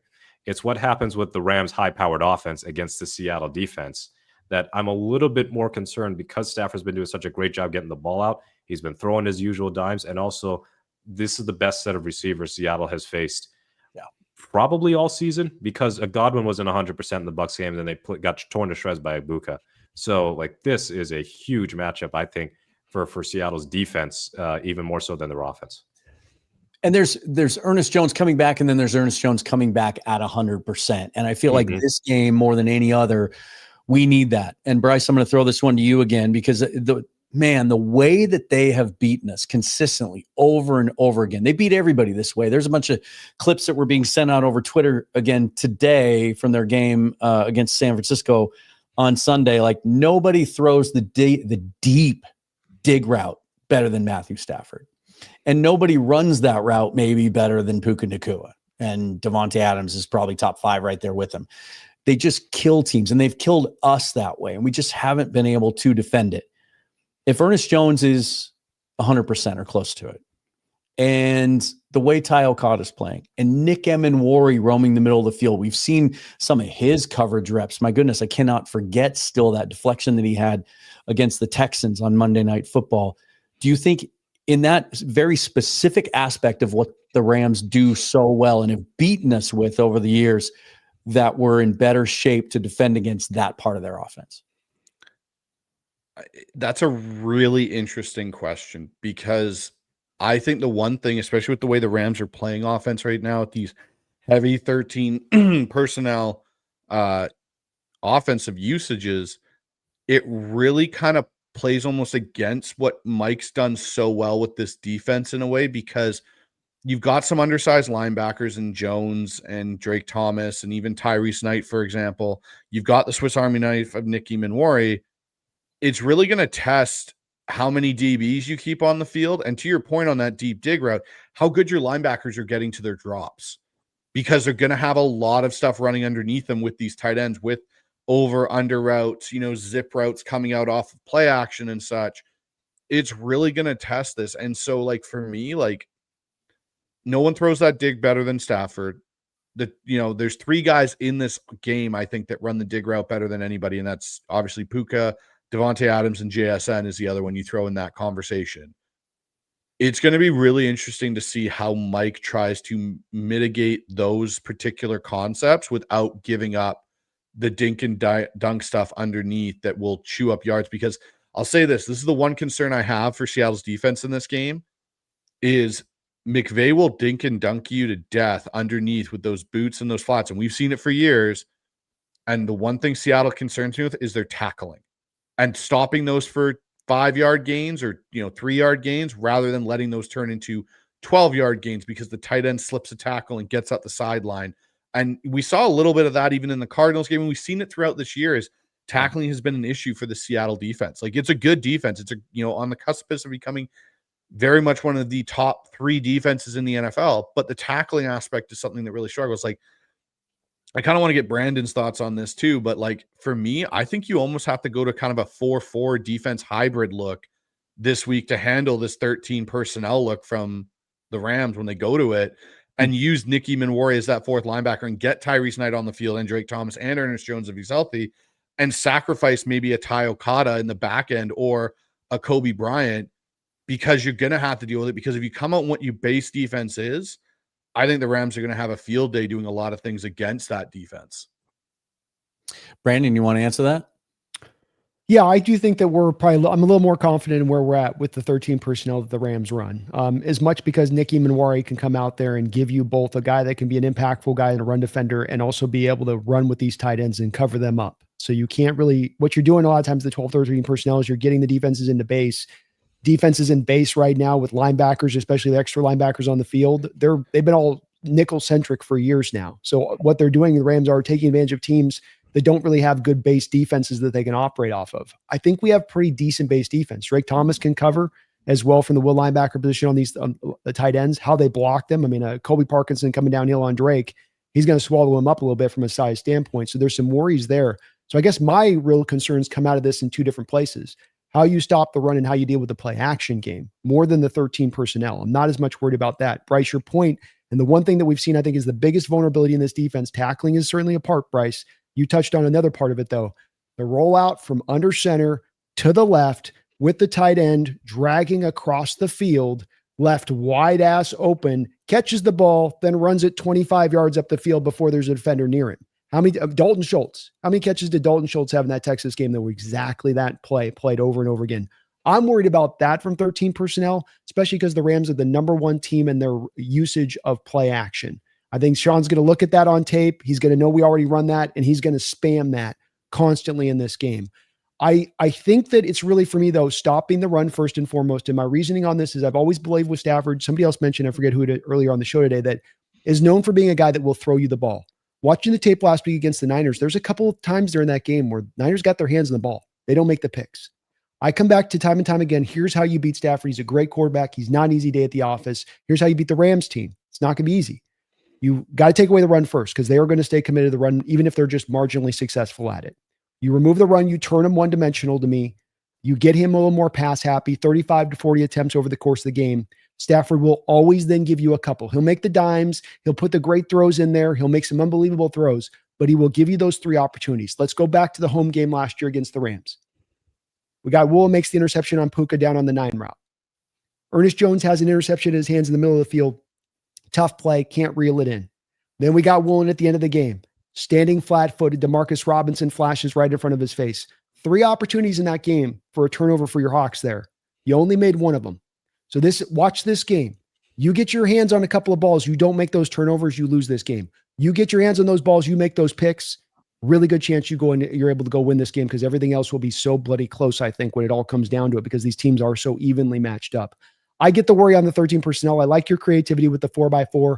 I think you do stay with the 2 safeties. You're going to worry a little bit about the deep stuff still out of the base stuff, but I think your guys are going to be pretty well suited. I worry more about what they do in the run game than I do with them in pass protection or in coverage. I think with Drake and Imanwari, they can stay with these tight ends, but I worry a little bit about that. Can you stop the run? And then once you stop the run, can you take advantage of those opportunities when they come up? Because Stafford's not going to give you a lot of them, but he will give you, because he is a gunslinger and he's a guy that feels like he can fit it into tight holes. That's why he gives you these opportunities, is because he can oftentimes fit it into those tight holes. But you got to take advantage when you get the opportunity. Brandon, I want to stick with you for a second. Talk about the outside coverage now, because I thought one of the things that was really interesting going back and watching the Cardinals tape again is not only, I think a lot of us talked about this during the game and in the 48 hours since, Reek Woolen's best performance of the year. I thought he was outstanding, especially going up against Marvin Harrison. He pressed him a lot. They played a lot of man coverage with Reek matched up against Marvin Harrison, where McDonald mostly prefers to play zone. Do you think, and we'll find out if Josh Jobe is ready to go Sunday or not, but the way the game Reek's coming off of, I'm not so sure that he's not going to start that game. Do you sense that maybe we'll see a little bit more of that might be some of the plan for McDonald, is to play a little more man this Sunday than he typically does? I hope so, because this was a big thing that I wanted to see them do this offseason. The DNA of this defense, going back to Buddy Ryan, has its corners playing man on the outside and man press at that. So it's within the staple of this defense inherently. As your point, though, was Mike McDonald just doesn't do it a lot. But in Witherspoon and Woolen, you have 2 guys that can do it, and I think do it at a pretty high level. So utilize what they do best. Don't have them in off coverage, dropping to zone depth. That's what the Niners did last week. That's partly why those dig routes were open constantly. That's partly why Sean McVay solved Coach Carroll. That's partly why Stafford has destroyed us at times on these same routes, because you leave the door open. You don't close the door, you leave it wide open for him to go and take. So don't leave the door open. Give him a tough read off the snap. Make him look at press coverage and wonder about the disruption of the routes. And then I'm going to hit my back foot, and that guy might not be to his landmark. You let him get to his landmark, you're sitting off coverage, they're going to kill you all day on that type of stuff. Be aggressive, go down swinging. And you got the dogs on the outside in Witherspoon and Woolen now to be able to do it. It's not asking off-zone coverage corners to play press. It's asking 2 guys who excel at playing press. He did it in Illinois to Devin Witherspoon on the outside. And I would argue that with Woolen, he is at his best when you let him just press and run. Don't put him in off coverage. Let him press and run man off of it as well. Yeah, McDonald keeps talking about how it's the process with Reek, and the technique just looked so much better on Sunday. Really, really promising. Mookie, let's zoom out again and go kind of big picture. Let's do this. I want to put this up on the screen here and share it. So this is Rob Staten on Seattle Sports Today, our good friend Rob Staten, and this is what he says about the game Sunday. And this is a pretty general statement or sentiment, I think, among the fan base and probably most of us. If the Seahawks can win versus the Rams in LA on Sunday, they will declare that they mean business and can be in the Super Bowl this year. Like this is a lot of the narrative this week. Like this is their chance to make a statement, to turn the tide, to announce themselves. I would argue that, and this isn't just me protecting myself emotionally, it's okay if they lose this game. I wrote about this yesterday. Like they get another opportunity to play them, right? I think these teams are going to be neck and neck to the end of the year. It's not the end of the world on Sunday if they don't win because, well, despite the fact that I think most people will view it that way. The sky will be falling if we don't win this game on Sunday. Mookie, where do you land on this? I think if they even split with the Rams, that's enough for me to go, yeah, this team has got the potential to represent the NFC in Santa Clara come February, whatever day the Super Bowl is this season. But when you think about the context of the timing of these two Rams games, so this week you're coming off a win so easy against Arizona. You got to play Drew Lock again late in the fourth quarter. You got to pull your starters early. So you got a little bit of extra rest in terms of snaps played. That second Rams game is a short week Thursday night game off the back of playing Indianapolis. So that is potentially a grueling 2-game stretch in 5 days. And you're out of home games after that for the regular season after week 16. So to me, the fact that this game is on the road means almost nothing to me because, well, there are going to be a lot of Seahawks fans in that building. 10 in a row on the road. I guarantee you, yeah, 10 in a row on the road. They seem to be less sloppy on the road than they are at home. I'm thinking maybe like 25% minimum of the fans there are going to be Seahawks fans. So I'm not worried about the crowd impacting anything. And incidentally, what I like about the Seahawks team, the silly procedural penalties that seem to just destroy drives every single week hasn't been happening nearly as much this year as it was last year, even the last couple of years. But yeah, to me, if they lose this game, there's still a chance to get it back. And it's a good thing that they swept Arizona already. So they would be 2-2 in the division. But don't forget that Rams loss to the Niners actually matters a bit to Seattle in the sense that they also have a division loss. So they're not far away in terms of tiebreaker if they meet again and Seattle is able to win the rematch against the Rams. And let's say they don't win this game. You got Tennessee the week after. And I know it's any given Sunday, blah, blah, blah. My jaw would hit the floor if Tennessee was even the slightest bit competitive against the Seahawks because they not only do they look dreadful, they're actively getting worse, and they're seemingly shedding all of the former Seahawks on their team, or at least the former Seahawks like Quandre and Tyler have gotten their requests to ask out from this. Draymond too. Ship. Yeah, and Draymond Jones got traded. So Cody Barton might as well just ask out too while we're at it. But they got through the next 4 on the road. Well, just this next 4-game stretch. The Rams is the tough game. But you've got Tennessee after that, and that should be a gimme. I don't care that it's a 10 a.m. game, whatever. That should be a gimme. Minnesota is not nearly as daunting as it looked at the start of the season. I think their defense is getting better now that they've got some guys back, but it's not, to me, as strong as it was last year. And obviously, not everybody can run the Kevin O'Connell offense seamlessly because J.J. McCarthy has kind of been good for like a couple of quarters maximum out of all the quarters he's played, and he's hardly played. It's his first full season. He's still wildly inexperienced. So I'm not going to make any declarations of him being a bust or whatever. It's going to be a tough game for him to go into Seattle and try and win a pretty big game for them because their backs are against the wall in terms of making the playoffs, given that they're 4-5. And then the other game is Atlanta. And Atlanta, to me, is one of the biggest disappointments of the season because they finally have a defense with a pass rush worth respecting. Yeah. And their offense is bottom 5 in points scored. Yeah. They are not scoring consistently. And to top it all off, their pick right now belongs to the Rams because they traded back into the draft to get James Pierce. So the Rams currently have the number 10 overall pick in next year's draft. Should we tank that game? Well, yeah, I know. Yeah, the Rams play the Falcons, so I think there's every incentive for the Rams to go tank that game instead. Let's not do the tanking. But yes, I think that they would be considered solidified Super Bowl contenders if they win either one of the Rams games, and even, the Colts, we'll see, because if the Colts have a dip, then maybe Indianapolis isn't as impressive as we thought. But to me, to get there, you got to beat the top NFC team. They don't play really another top NFC team this regular season. They don't play Detroit. They don't play Philadelphia. Green Bay at this point, I do not consider a top NFC team. They got to actually earn their reputation instead of just be given it because they traded for Micah Parsons. So in lieu of that, if you can beat the Rams, I think there's every reason to believe that the Seahawks are in that upper echelon of the conference, and not just by record, but by actually proving it. Bryce, I want to ask you one more strategic question, and then I want to get to all the comments and takes and questions that we have from our 1,100 viewers currently. Thanks for watching, you guys. Really appreciate that. Provided we get to see Tory Horton this week, and when Mike McDonald spoke yesterday, he said day to day on that one. And this is what we were waiting for. It wasn't just, hey, let's get Rashid Shaheed instead of Tory Horton. We want to see them all on the field together, and Cooper Kupp as well. And it certainly looked like he was healthy on Sunday. There's some concerns, obviously, leading up to the game. If all those guys are healthy this week, how do you expect Clint Kubiak to deploy them? I think he's going to deploy it very much like what we saw with defensive units in their NASCAR packages. I think you'll see some certain sub packages where you'll see Kupp and Shaheed and JSN out on the field together. And then you'll see somewhere Kupp won't. I think Kupp will be your switch factor for Horton. I don't think it'll be Shaheed. I think, and you'll see some with Kupp, Horton, and JSN on the field, but look at them to manage Kupp snaps more than anybody's in that grouping. And it'll be hard because this is going to be a huge game for Cooper. Just the emotions going through it and everything, right? Going back into LA where he had such an amazing career there.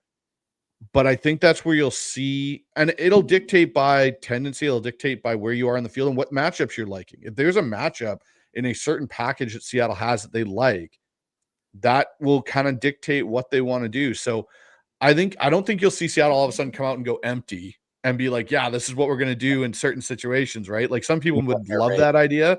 No. This isn't Matt Hasselbeck and Mike Holmgren and their occasional under center empty packages, everybody. Like that's not what you're going to see, but you'll see them try and basically, I think what you'll see Kubiak do, and this is something as an offensive coordinator you try to do, you try to create balance with your playmakers. And so what you try and do is you don't want to have an entire group of just speed guys out there.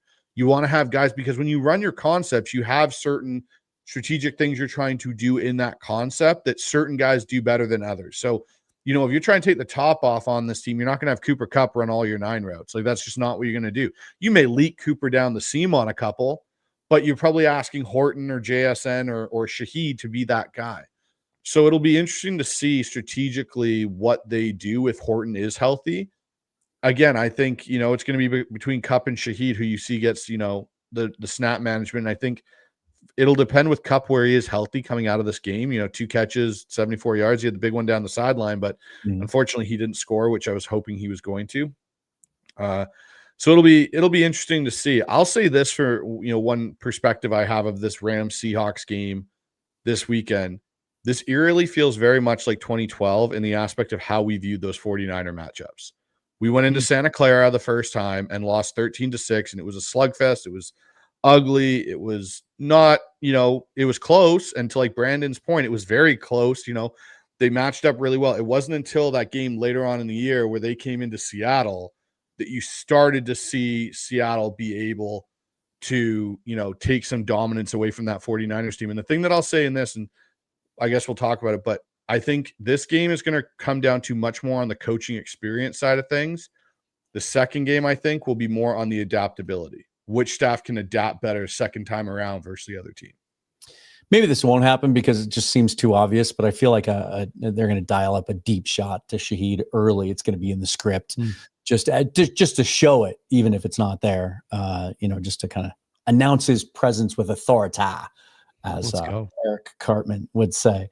Shall we get to some comments and questions? Let's take care of some of you who have been in here with some super chats. Sean Collins, Brandon is busy today. Yeah, went right.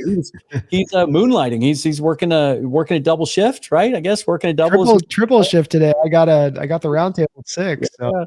Yeah. We used to say in the restaurant business, working a triple. That's right. Never sleep. Yeah. Feed me more Seahawks. We're live. So good. Psych, we went live twice. The show so nice that we had to go live twice. Don't know what happened there, but hey, we fixed it, and here we are. And then Feed Me More Seahawks comes back with a $10 donation. Thank you so much, Bryce. I've heard you say Pete Carroll needs a statue.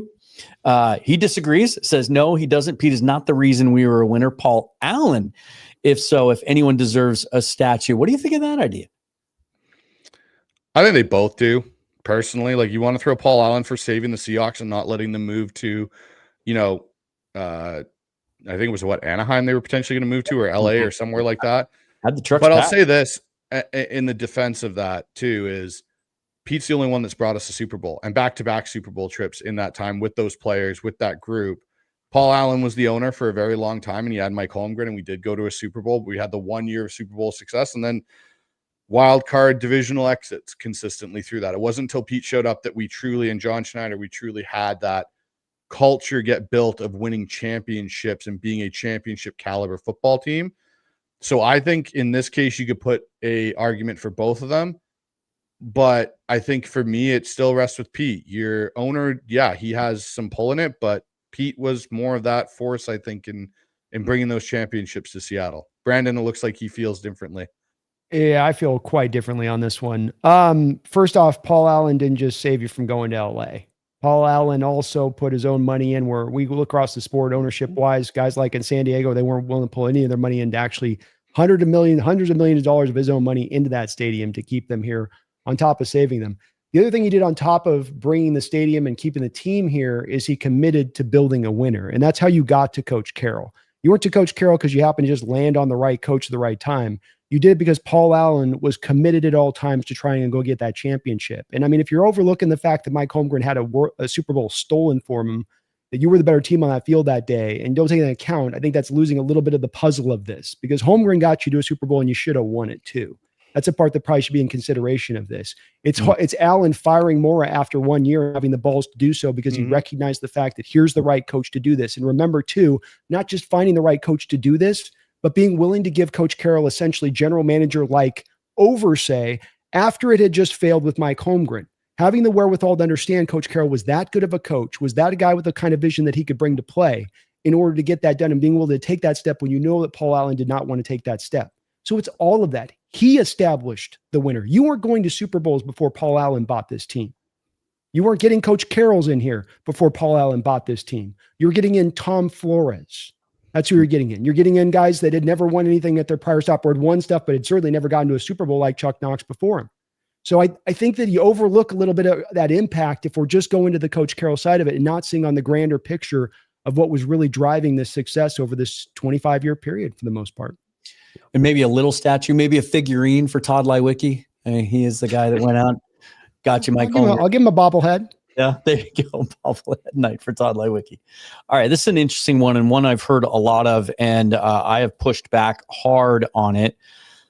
I'm not so sure that my foundation on this argument is getting stronger. It might be getting weaker, but I'd rather be flying an X-Wing. Asks about the possibility that if things continue to roll on offense, will Clint Kubiak now become a big-time head coaching candidate around the league and get a job next year? Be one and done, the way he words it. Giants need to stay the hell away from my OC. Go ruin someone else's career. Give Kafka a chance, but Kubiak needs to stay here for a few seasons. Ironically, Mike Kafka, the guy that the Seahawks tried to hire about 27 times in both offensive coordinator role and interviewed for head coach, or tried to anyway, and now Brian Daboll can't block that because he's no longer employed by them. I have maintained that this is not hyperbole on my part. I have never seen a coach, at least not with the Seahawks, with more of a lack of personality, more of a dry conversational style. There's a reason that whenever he has his media availabilities, they're about 7 minutes long. If you go back on YouTube on the Seahawks PR channel, you can see I'm not exaggerating, because nobody wants to ask him any questions because he just isn't worth really hearing the answers from. Incredibly smart guy, really nice guy. He just doesn't have any personality, let alone a dynamic one. I maintain that in this NFL, to impress an owner, to go get a guy, convince a guy to give you $5, $6, $7, $8 million a year, you have to have some of that. You don't need to be Sean McVay, but you need to at least be Mike McDonald, not the most personable guy or the most dynamic guy behind the podium either. So in that sense, and Bryce and I have talked a lot about this, and I think it was part of the job search discussion. It was like in bringing in not just Clint Kubiak, but all of his cronies and all of his staff and his support staff is like, hey, let's make a run at this for a few years. And if you kick enough ass that, teams are willing to overlook that and you get hired away, fine. And then maybe we'll be developing a guy behind you as well. But I'm not so sure. This team finishes top 2, top 3 in the league in offense and goes to a Super Bowl. Maybe I'm wrong, and you guys can just jump in wherever you want to on this, but how do you guys feel about the prospect of Kubiak being one and done? That would be his third one and done as an OC. It's just that the previous 2 times his coach got fired. Choice. Yeah. Yeah. So this time would be a job upgrade, but he's going to get paid one way or another. Either he's going to become a head coach, which I don't think is too likely. He's never even been interviewed for a head coaching position, I'm pretty sure. So this would just be the flavor of the month classic. Whichever offense is the best in the league and has an offensive coordinator who also isn't the head coach. In other words, the play caller isn't the head coach, like with Andy Reid. Yeah, I know that they've got Matt Nagy there and all that, but Reid is the one who's really running the offense. In this case, McDonald is the head coach. Kubiak's the play caller. Whoever's the flavor of the month, you get to be a head coaching candidate. Just be wary of that because Bobby Slowick went from everybody's favorites after CJ Stroud's rookie year to fired the next year. Now, I'd like to think that Kubiak won't experience the same fate, but either he gets a head coaching gig or he gets a handsome raise by Seattle and making the highest paid coordinator in the league. Fun fact, anybody know who the highest paid OC in the league is right now? Chip Kelly. There you go. No, it's Chip Kelly. And I tell you what, if that might be Pete's downfall. I'm rooting for him to succeed. And yes, he should have a statue built for him outside of Lumen Field, as should Paul Allen, because they're both extremely influential figures. But his hirings are going to be his undoing. And Chip Kelly, turns out he was not remotely ready to come back to the NFL because that offense is junk. And it's not just Geno, it's a bunch of other things. He's a big part of the problem. But I think Kubiak is probably going to get a raise at this point. What you hope for is that if Seattle wins a Super Bowl, Kubiak can be on his merry way, because what more do you want to accomplish other than becoming a dynasty? Anything short of that, and the best case scenario to me is that this is like Ben Johnson, where Ben Johnson could have taken a job after they were so close in the NFC Championship game against San Francisco, and Dan Campbell seemingly convinced him to go one more year. And unfortunately, they did even worse than the following year. Better record, worse playoff result, and then eventually became a head coach. And to me, quietly should be in Coach of the Year consideration, because the Bears are 6-3 right now and coming up with these miracle wins every week. But I think that Kubiak should stay here. But there are going to be a lot of head coaching openings, I think, pretty soon. The Giants are already open. The Titans are open. I think that Green Bay could be a surprise opening if their season falls apart, because LaFleur's contract is not beyond 2026, and they didn't give him an extension this offseason. So I think, and McDaniel, I think, is also another one who's going to be fired. Because Miami's highly unlikely to save their season. So there are going to be a lot of openings. And I think Kubiak, at the very least, is going to be in the hat as far as a potential head coaching candidate. I just hope that he is so dry. I hope he is like Ben Stein and Ferris Bueller's Day Off levels of dry, that nobody wants to hire him and he gets to stay. Bueller. Exactly. Bryce, hold your thought on that for a moment, because I have a little bit of a twist as a follow-up question to ask you. Brandon, what are your thoughts on that? I do think that Mookie's right on this one. I think he's going to be considered a candidate. I think that when you look at the potential of a coach being plucked, you got to look at who's also available on the roster of coaches waiting to be plucked up out there. Greg McCarthy types, right? Mike McCarthy types, right? Not really any kind of guys out there that are like, oh, tried and true. You feel great about bringing this guy in, which means that it's going to draw the eyes, in my opinion, of the NFL to those guys that are untested. And when you look at what he's done the past 2 years with New Orleans, and what he did with that offense, the fact that offense has not replicated the same thing this year once it was healthier at the start of the year under Kellen Moore as your, offensive-minded head guy, I think that that's going to impress people. He did a good job with the Minnesota Vikings as an OC when he was there before the head coach got fired there. Then he's done a fantastic job here, and where he's taken Sam Darnold even another step forward in his first year, immediate returns. That's going to open up, I think, a lot of people's eyes and get them very impressed. And within that, you're going to, I think, then see him be a real target. Now, maybe the interview process is enough to dissuade those teams away where they're like, you just don't have the personality to do it. But I think that he's done such a good enough job that it's going to get some people out there looking. The good part about this is, though, I think that if a guy like a Mike McDaniels, for instance, gets released by the Dolphins and you're the Seahawks and you just lose Kubiak, what's going to be a better spot for a former head coach with a really brilliant mind, who's an offensive minded guy, than to go to this Seattle team with this talent, with where this team is at, to set you up to go get that next head coaching job down the line.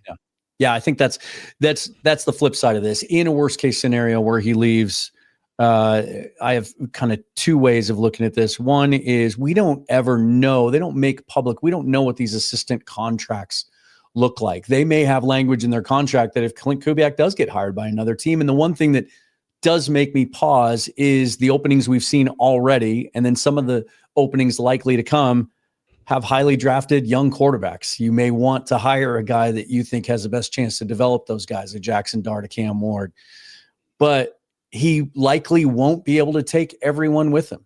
You know, the contracts, and there was a long process to bring this staff in. The contracts that John Benton and Rick Dennison and Justin Outen and those guys signed, it may not be as easy as Clint saying, okay, guys, let's bring the whole band with me as well. The Seahawks might be able to block some of that. But Bryce, the way I want to ask it to you is, if that should happen, the other side of that coin that I was going to mention is just that it would be, as Brandon, you touched on it, a desirable job. You'd be in a much different position than you were an off season ago, where you'd pretty much have your pick of the best guys that are out there.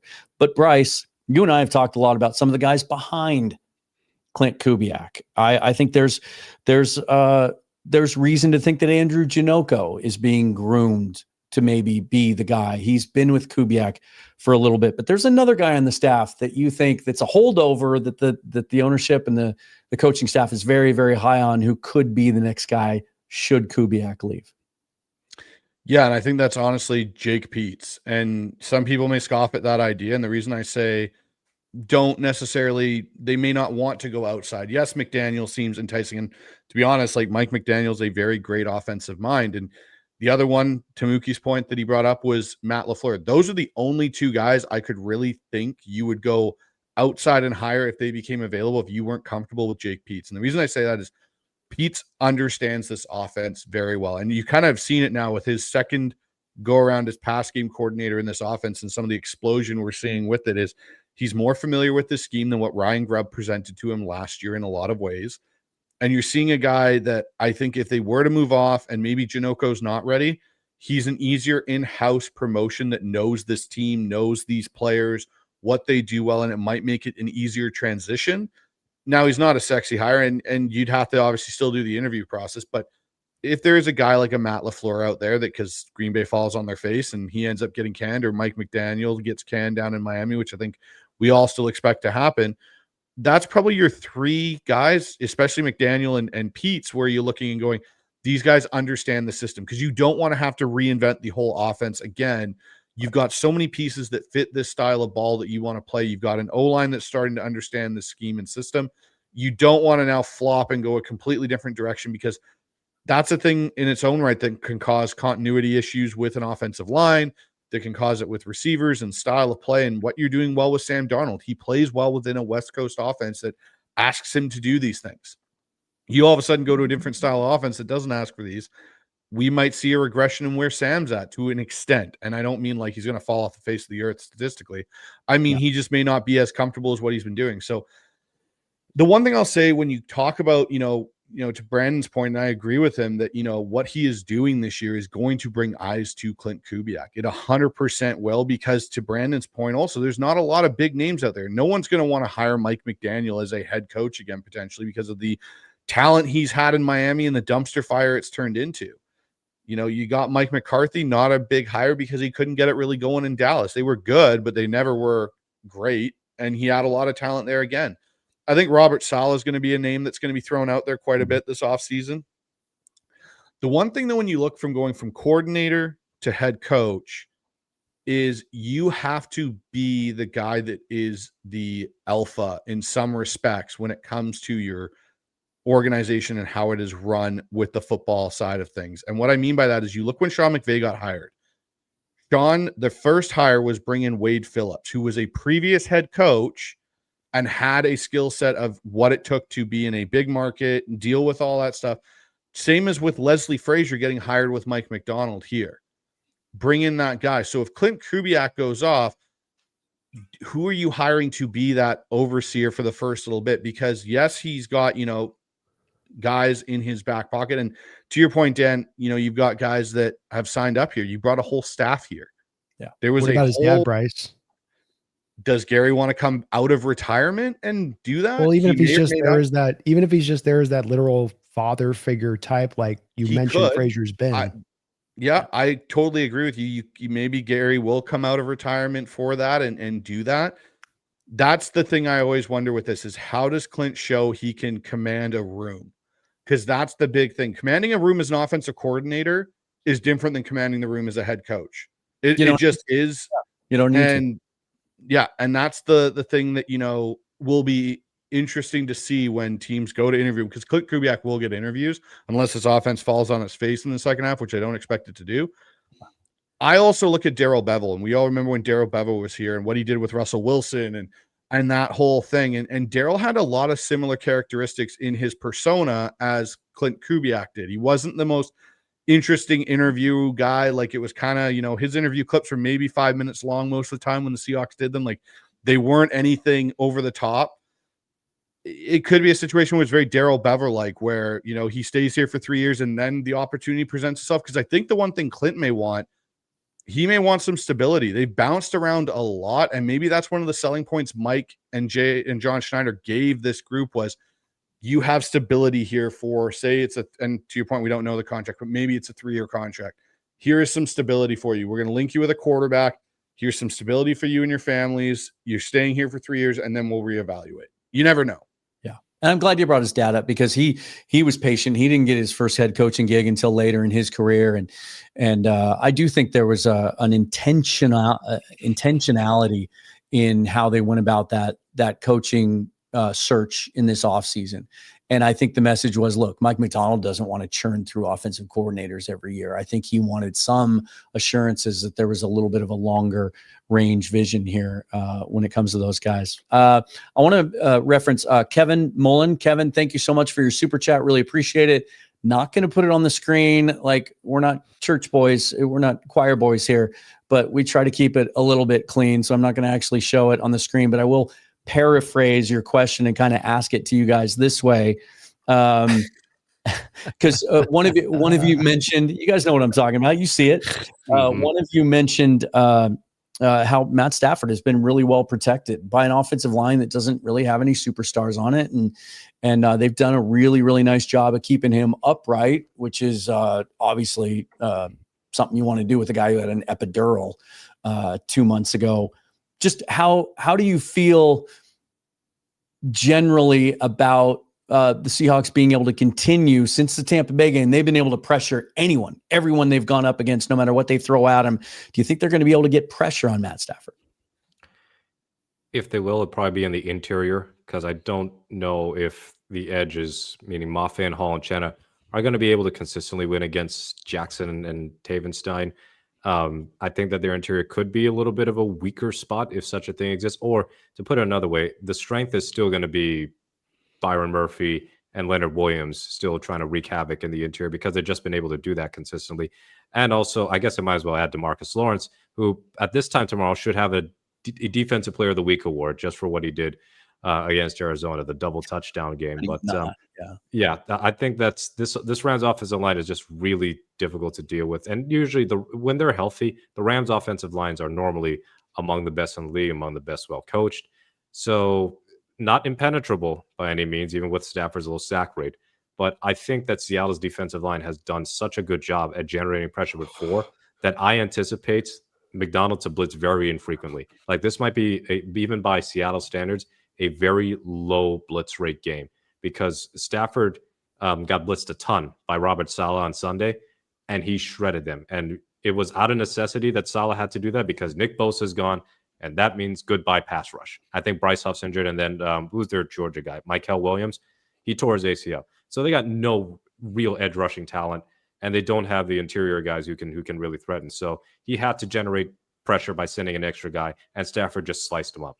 I'm more comfortable if they just keep rushing 4 and occasionally maybe do a sim pressure 4 or maybe rush one extra guy, but I don't expect to see like an overload or anything on a consistent basis from McDonald, because I think Stafford's too good and too savvy, and McVay is just too savvy a coach to get beat with the stuff that was able to beat Arizona and Washington. So I'm not saying that it's going to be conservative, but I am going to say that to beat this offensive line, I think you're going to have to and beat this offense rather, mostly win with 4 guys. And I think they're capable of doing it. So I'm really interested to see how that goes out, because that's going to be such an exciting battle of the trenches. Yeah. We're going to be pushing 2 hours here in a little bit. I want to save a little time so we can kind of go around the panel and get some predictions and some thoughts going into this game. But I want to get through our super chats that we have. OE or OL. Seahawks have to make every offensive possession count. Try to avoid unforced errors because Stafford would almost certainly capitalize. Yep. This feels like a game. Brandon, how important is it that they start well? I think it's important, but I think it's going to be probably a pretty close battle throughout this that has a tendency to go back and forth a bit. So it's the team start out well. Our script has been great, but I don't think that it's going to intrinsically be the driver of this game in one of the major parts. I do want to just add on Mookie's thoughts too. I don't think that blitzing heavily is the way to do it. Teams have been blitzing heavily on Stafford this year, and it's not been to the benefit of teams. That's part of why he's having such a good year. It's also one thing that Bryce will tell you about: 12 to 13 personnel can quickly become max protect off the back of a heavy blitz. And now you send all these guys and they just get picked up. And now you're like, wait, we don't have the free rusher. And now you got all that backspace on the end there for Puka and Devontae to maybe have a one-on-one matchup. You're not going to want to do that. So it's nice if you can get the fast start, but I think you're just trying to, you want to stay with this. Is going to be probably a pretty close game throughout, I would say. To that point, Randy says, wouldn't shock me to see McVay buck 13 personnel, which they run at the highest rate in the league, I think, still, and spread us out. He can overthink things. I'd put Reek on Adams and Spoon head up on Puka, and Nick Emenwari being the chess piece. Coaching question, Bryce. Again, do you think there's things that Mike McDonald has kept in his pocket specifically for this game, or is this league just too tough and it doesn't allow you to do that? I don't know if Mike's kept things in his pocket, but what I think Mike's probably done is he has certain variations of things that they are doing that he's got ideally set aside for, hey, we do this, but we're going to do it this way versus a team like the Rams that likes to do certain things. Like, he may have a certain spot drop that he hasn't called yet this year out of a certain, or has called, but he's going to change who that defender is that's dropping to do exactly what Brandon said. Hey, we know they're going to spam this certain type of pass play on us because it's been there. We're going to, instead of dropping our linebacker, we may buzz down our safety right into that window and do things like that. You don't really keep things out. You just tweak how things are done in game in your matchups based on what the other team does tendency-wise. Randy says, what about when we have the ball? I think the run game is hitting stride. We've addressed that a little bit. Seems best running inside the tackles. Love JSN out of the backfield. Also jet sweeps. I thought it was cool, and I'm not going to take any credit for that. This happens all the time. You know, we watch a game. I do this in baseball games a lot. Sometimes a guy will step into the box, and you think, I just feel like he's going to hit a home run here. I was thinking, it'd be cool to see Rashid Shaheed dot the I and like get a carry out of the backfield. They did that once. And we had a comfortable lead at the point. That kind of felt like one of those things where, hey, let's get this on tape, right? Let's show this to the Rams so they have to prepare for this. We've got a general NFL-wide quarterback question here from Feed Me More Seahawks. Can we all agree that Jordan Love and Jalen Hurts are overrated? I don't think Jordan Love has an ability to get to a second read. I guess it depends on what your definition is of. He is a one-read quarterback at this stage in his game, and I think that it speaks with Love that Hurts I've got my own issues with, but Love in particular gets this like he's going to tear the league up. Insider people feel like this guy's just on the edge of breaking through. He does not get past his first read. If LaFleur does not have it scripted up for him, he is lost in the sauce. I think that Hurts is very offensive coordinator dependent, which is to say that at his best, which is the year that they lost the Super Bowl, actually, with Kellen Moore as the OC, I believe, or was it Steichen? It was one of those two. Steichen. It was Steichen. So the year that they lost the Super Bowl, Hurts was, I believe, the MVP runner-up to Mahomes. I mean, he had a genuinely outstanding year, but then you put him with Brian Johnson, and then suddenly things go off the radar, off the rails rather. Last year, he had his ups and downs, but he's finished strongly, deservedly. He balled out in the playoffs. I mean, it's just sorry. Yeah, there we go. All right. There we go. 2020. I blame the program. Yes. 2025, it's a painful watch. And frankly, Hurts it just doesn't throw to the middle of the field, and it's annoying. There's so many opportunities he leaves on the table. With Jordan Love, though, the MVP talk that he was getting at the start of the season, I thought was really weird. I think that's Love. He can be entertaining to watch because he is not afraid to sling it down the field, but sometimes that becomes a little bit too Rex Grossman-esque. And I think he has some bad habits that he's never really eradicated. And the other part of this, Green Bay better start getting some real receivers. Like, they got too many guys who are not wide receiver ones. I don't even know why they drafted Savion Williams if he's never going to run a route beyond the line of scrimmage. Rookie, they've been doing it for 30 years, though. That's their mode for like 30 years. I mean, and they're probably they turn to you and say, "Look, we drafted Golden and Watkins in the first round." It's like, yeah, stop drafting the weird guys in the first round, though. Draft a true, like, trade up for Ted Aroa McMillan. Don't take Golden. Trade up, go up and get the guy that's legitimate, the grade A talent out there at the wide receiver position. To your point, Mookie, because I agree with you 100%. But they just won't do it. It's like they've got that foundational. We've been doing it for 50 years one way and it can't be moved, you know? Yeah. Hurts has at times been like one of the best quarterbacks in the league. I don't think there's ever been a point where Jordan Love has played like a top 5 guy. Yeah. All right, guys, we got to wrap this up. Some of you have other shows to go do. Let's do this. Let's go around. Bryce, we'll start with you and work around that way. You can predict a score if you want to, but just a general thought of what you think the key to the game is going to be on Sunday for the Seahawks to come out with a win. The key, okay, so I'll give you a score. I think it's going to be 24-20, and I think it's going to be 24-20 Rams. I think the Rams are going to win this game. I know that may be against most popular people's decisions, but it's just I get this 2012 feeling for some eerie reason that we won't exercise the demon until we're at home. The thing for me, the key in this game, I think Seattle has to stay ahead of the chains. And what I mean by that is first and second down cannot net negative or 0 yards because you're going to allow this Rams team to put you in situations that I don't know with Olu being in there. Not that I don't think Olu's good, and I think Olu is going to have some, good play. It's his first start of the season versus a Brandon Fisk versus Braden Fisk versus Jared Verse in this defensive line. And they did some really good stuff against the 49ers last week with their stunts. Getting into third and longs is going to cause Seattle problems in this game. And that's my biggest thing is going to be that and the trenches. Seattle has to win in the trenches on both sides. Mookie. I'm leaning towards, unfortunately, 27-24 Rams. I think it's going to be a great game. It'll come down to the wire, and the Rams will just be able to nick it at the end. But I'll give you a prediction 4 weeks in advance. I think they take the rematch in Seattle with the new uniforms and everything, the quasi-Oregon Duck unis, proof that Oregon could win a big game late in the season. But I think the key for me as far as this game is what happens on play action.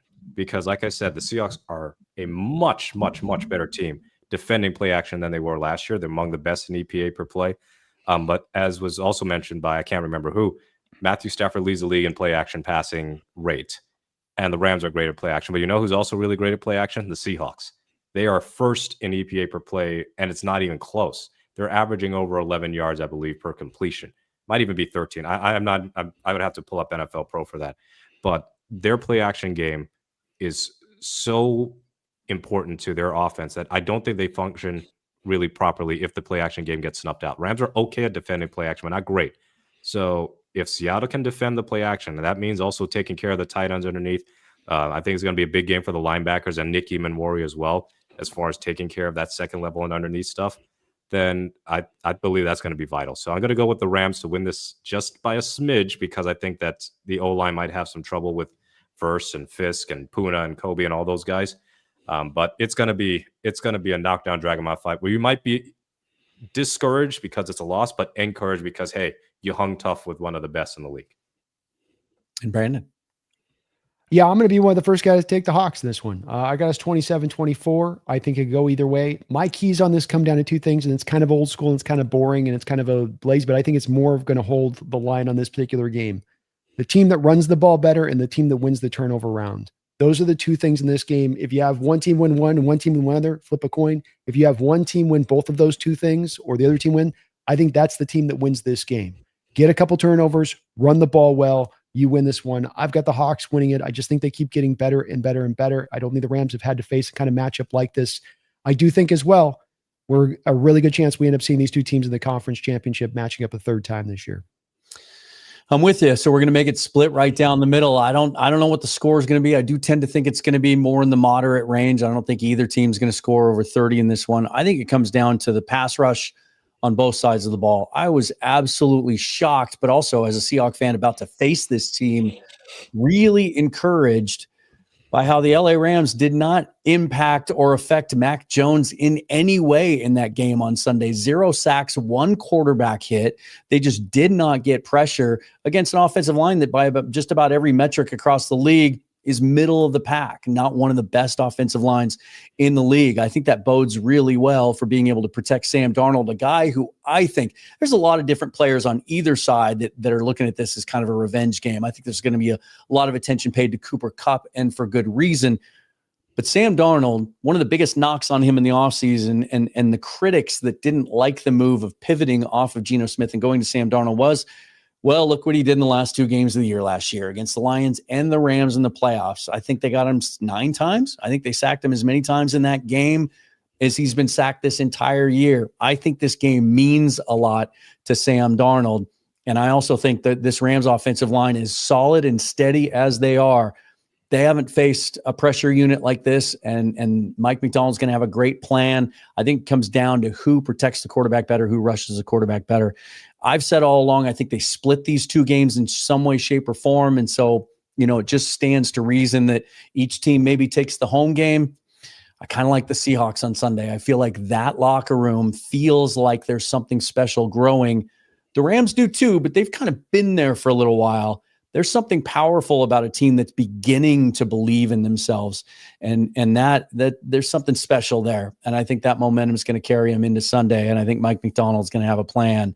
He's going to go out and kind of prove some of those people wrong that called him the defensive Sean McVay.